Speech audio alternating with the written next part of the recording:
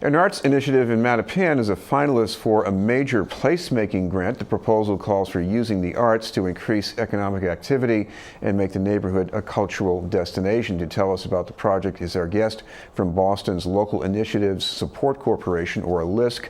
We'd like to welcome the Program Officer for Resilient Communities and Resilient Families, Ines Palmarin. Thank you very much for being with us, Ines. Thank you for having me. First of all, when people hear placemaking, what does that mean? Basically, it's an approach to fostering social interaction, and what we try to do is have the community identify where those interactions can take place, and how we can sort of celebrate our assets in our community. So it comes from the community going through a process, and it can be used as a leveraging tool for other things. Well, I think one thing you might see in this is giving the neighborhood a distinct flavor. I guess that could be one. Right. As you know, Mattapan is a beautiful place, and there are many cultures, very diverse. There's a lot of Caribbean, Haitian, Dominican, Trinidadian, Jamaican population there. So we see this as a way to sort of change the image and rebranding Mattapan as an arts destination. A lot of the folks that we're working with are calling it the Mattapan Cultural Movement.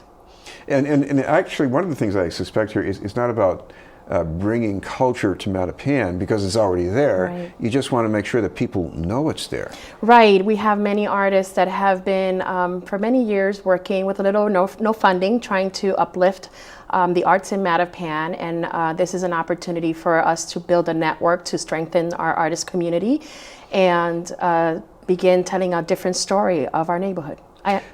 How does that change the story of the neighborhood, do you think?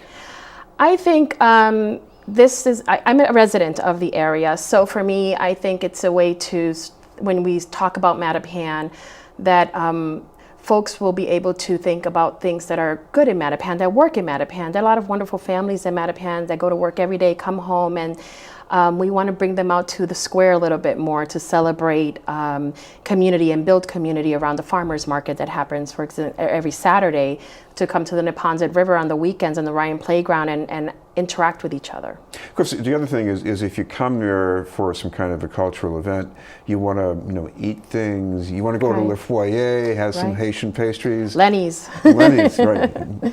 Right. So part of that is also thinking about those things that are Simcoe's, for example, historic place that everyone knows, and bringing folks to as a destination, that there's a lot of wonderful things in Mattapan that we have to offer.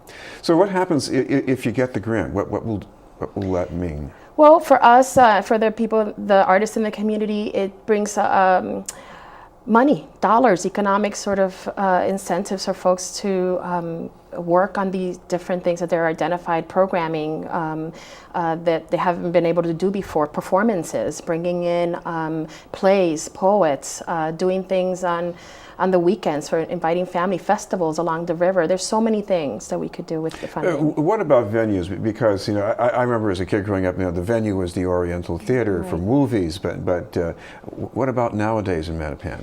So that's one of the challenges. I think that it was interesting for me to find out that Mattapan hadn't had an open studio. So there are artists right now working on an open studios, because that's one of the challenges, that we do not have a space so artists can sort of gather and do their performances and showcase their work. You mentioned the extension of the greenway along the Neponset River that's supposed to be opening up later this year. How does that fit into making the neighborhood a destination?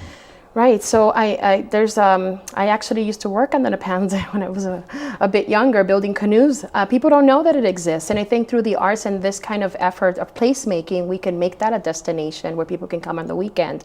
I just visited the Revere sculpting event that happened. Something like that can happen along Mattapan, and we can bring people annually to the river for festivities and to celebrate our community, and bring folks from the outside to understand and learn more about Mattapan and celebrate it with us. We're talking with Ines Palmarin from Boston LISC.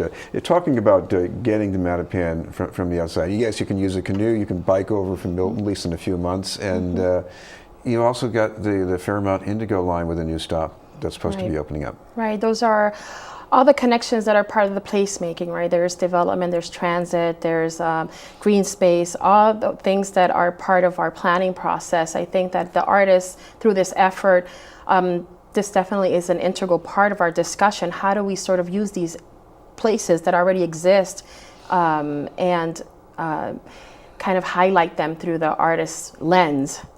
So people can actually come and use them and be part of Mattapan and get to Mattapan. If we do have that stop, it'll be a destination, a quicker access to getting into the neighborhood. What was it like talking to some of the artists and even some of the business people in the neighborhood about this?